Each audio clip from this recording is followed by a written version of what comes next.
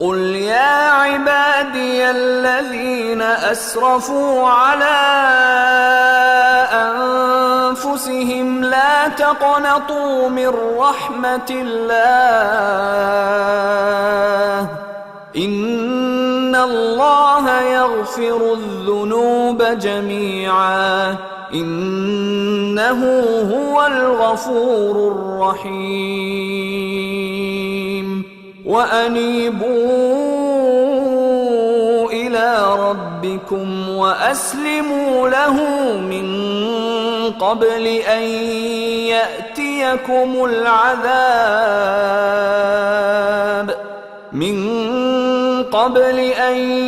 يأتيكم العذاب ثم لا تنصرون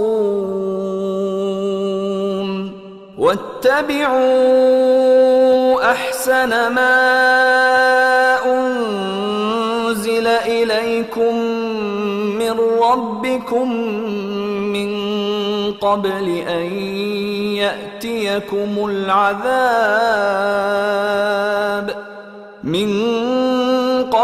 أن يأتيكم العذاب بغتة وأنتم لا تشعرون أن تقول نفس يا حسرة على ما فرطت في جنب الله وإن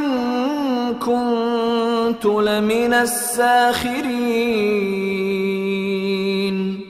أو تقول لو أن الله هداني لكنت من المتقين أو تقول حين ترى العذاب لو أن لي كرة فأكون من المحسنين بلى قد جاءتك آياتي فكذبت بها واستكبرت وكنت من الكافرين ويوم القيامة ترى الذين كذبوا على الله وجوههم مسودة أليس في جهنم مثوى للمتكبرين وينجي الله الذين اتقوا بمفازتهم لا يمسهم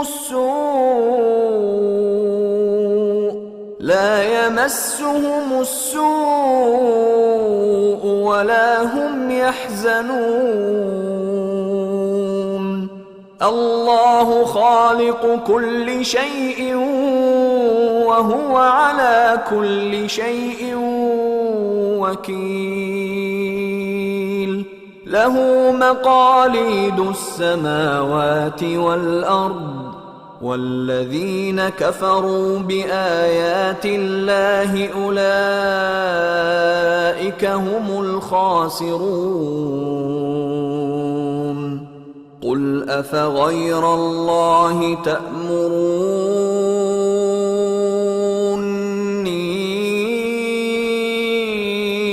أعبد أيها الجاهلون ولقد أوحي إليك وإلى الذين من قبلك لئن أشركت ليحبطن عملك ولتكونن من الخاسرين بل الله فاعبد وكن من الشاكرين وما قدروا الله حق قدره والأرض جميعا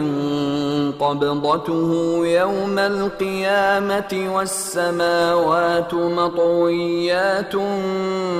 بيمينه سبحانه وتعالى عما يشركون ونفخ في الصور فصعق من في السماوات ومن في الأرض إلا من شاء الله ثم نفخ فيه أخرى فإذا هم قيام ينظرون وأشرقت الأرض بنور ربها ووضع الكتاب وجيء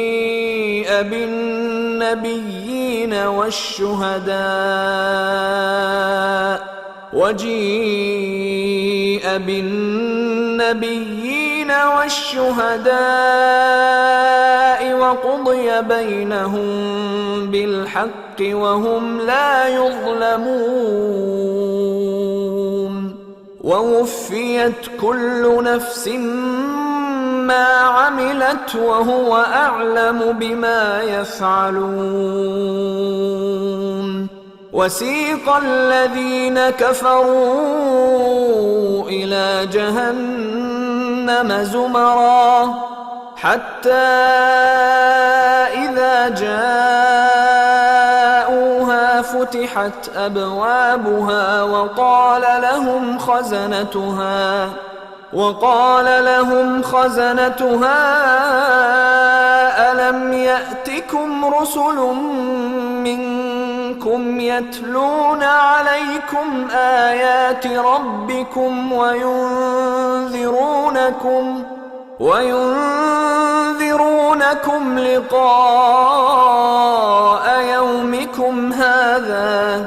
قالوا بلى ولكن حقت كلمة العذاب على الكافرين قيل ادخلوا أبواب جهنم خالدين فيها فبئس مثوى المتكبرين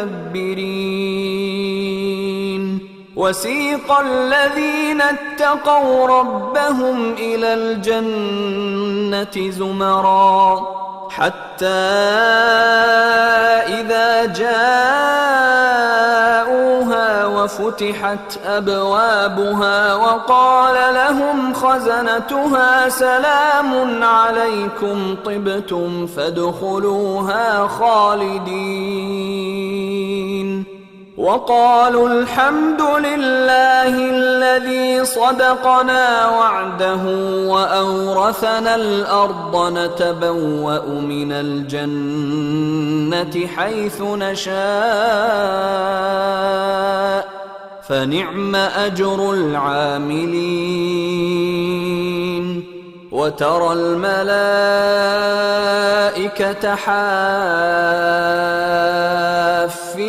من حول العرش يسبحون بحمد ربهم وقضي بينهم بالحق وقيل الحمد لله رب العالمين.